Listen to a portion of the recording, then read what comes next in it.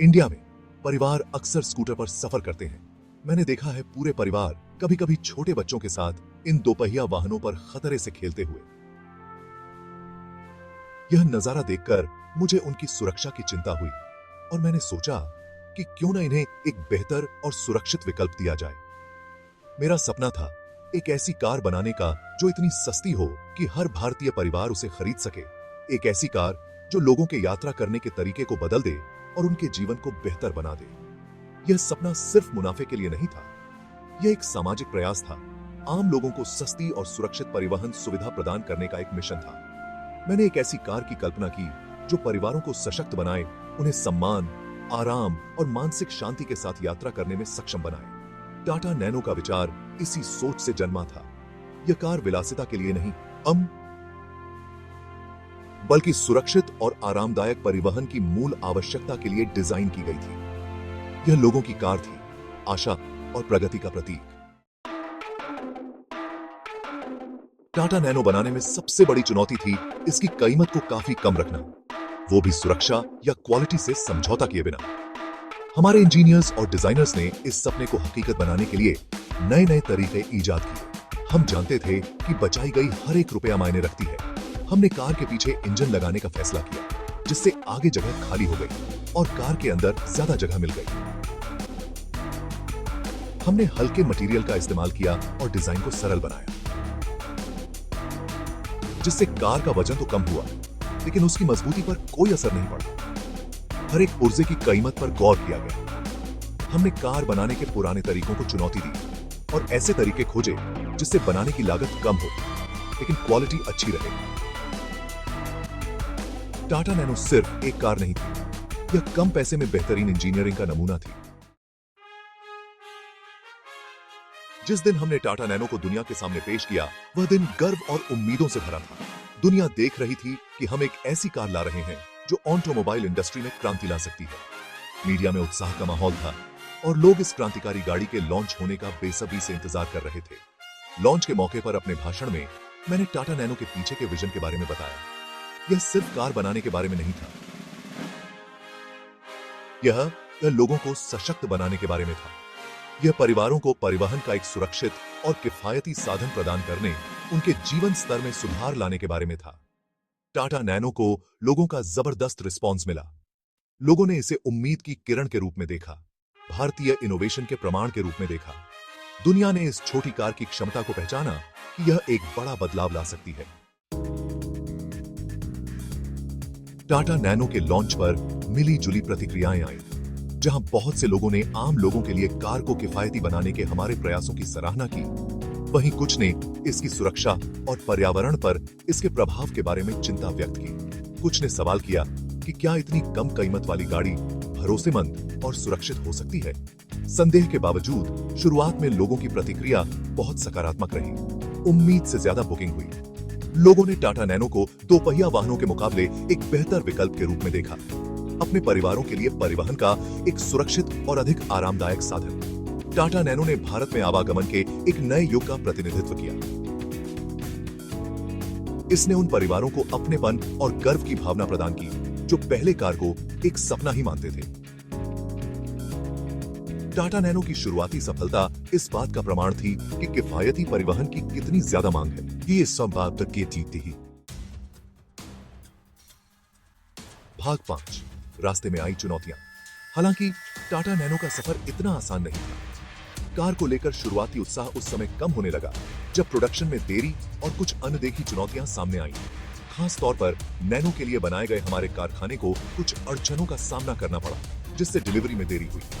इस देरी ने उन ग्राहकों को निराश किया जो बेसब्री से अपनी कारों का इंतजार कर रहे थे।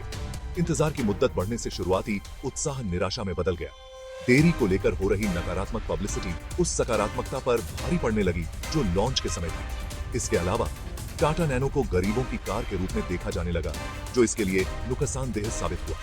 इसे एक स्मार्ट और किफायती विकल्प के रूप में पेश करने की तमाम कोशिशों के बावजूद कम कीमत ने अनजाने में ही कार के इर्द गिर्द एक ऐसी छवि बना दी जिसने कुछ संभावित खरीदारों को रोक दिया।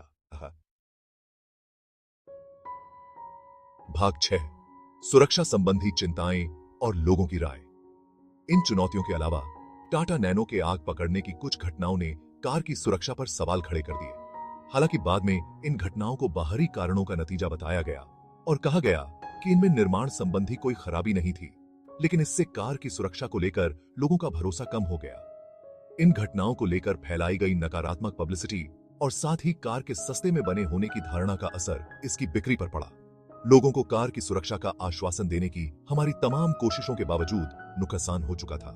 एक समय पर क्रांति मानी जाने वाली टाटा नैनो अब लोगों की नकारात्मक धारणा के खिलाफ एक मुश्किल लड़ाई लड़ रही थी।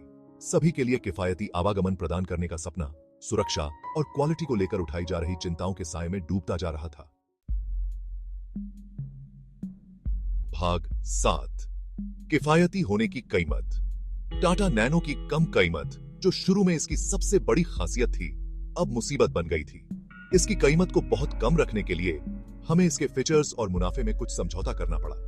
इससे इसमें लगातार सुधार करना और बाजार की बदलती जरूरतों को पूरा करना मुश्किल हो गया। कच्चे माल और पुर्जों की बढ़ती कीमतों ने पहले से ही कम मुनाफे को और कम कर दिया। टाटा नैनो की कीमत कम रखना मुश्किल होता जा रहा था, वो भी इसकी क्वालिटी और फीचर्स से समझौता किए बिना, और हम ये समझौता करने को तैयार नहीं थे। किफायती इनोवेशन की प्रतीक टाटा नैनो एक मुश्किल स्थिति में फंस गई थी। वही चीज जिसने इसे लाखों लोगों के लिए उम्मीद की किरण बनाया था, वही अब इसकी कमजोरी बन गई थी। भाग 8, इनोवेशन की एक विरासत। बाजार में आई तमाम चुनौतियों के बावजूद टाटा नैनो इनोवेशन और साहस की विरासत छोड़ जाती है। इसने ऑटोमोबाइल इंडस्ट्री में उस सोच को चुनौती दी जो पहले से चली आ रही थी। इसने साबित कर दिया कि बुनियादी सुरक्षा और क्वालिटी से समझौता किए बिना आम लोगों के लिए कार बनाना मुमकिन है। टाटा नैनो ने भारतीय इंजीनियरिंग की प्रतिभा और कम संसाधनों में ज्यादा से ज्यादा करने की हमारी क्षमता को दुनिया के सामने लाया। इसने दिखाया कि रचनात्मकता और दृढ़ इच्छा शक्ति के साथ नामुमकिन लगने वाली चुनौतियों से भी पार पाया जा सकता है। हालांकि टाटा नैनो को वह व्यावसायिक सफलता नहीं मिली जिसका वादा शुरू में किया गया था, लेकिन इसने ऑटोमोबाइल की दुनिया पर अपनी एक अमिट छाप जरूर छोड़ी। इसने सस्ती कारों की एक नई पीढ़ी के लिए रास्ता बनाया और इंजीनियरों और उद्यमियों की एक पूरी पीढ़ी को प्रेरित किया कि वो की गई थी। भाग 9, ली गई सीख, बने रहे सपने। टाटा नैनो की कहानी महत्वाकांक्षा, इनोवेशन और लचीलेपन की कहानी है। यह उन सबकर की कहानी है जो हमने सीखे और उन सपनों की कहानी है जो टले तो हैं लेकिन भुलाए नहीं गए हैं। नैनो के साथ हमें जिन चुनौतियों का सामना करना पड़ा, उन्होंने हमें बाजार की गतिशीलता, उपभोक्ता की धारणा और अप्रत्याशित परिस्थितियों के अनुकूल होने के महत्व के बारे में बहुमूल्य सबक सिखाए। हर भारतीय परिवार को सुरक्षित और किफायती परिवहन प्रदान करने का सपना अभी भी जिंदा है।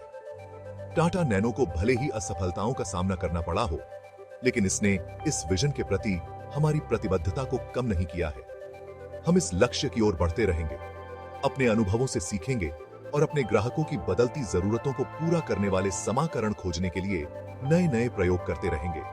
हो सकता है कि टाटा नैनो की यात्रा यहीं खत्म हो गई हो, लेकिन इनोवेशन और सामाजिक जिम्मेदारी की इसकी भावना आज भी जिंदा है, जो हमें सभी के लिए एक बेहतर और अधिक गतिशील भविष्य के लिए प्रयास करते रहने के लिए प्रेरित करती है।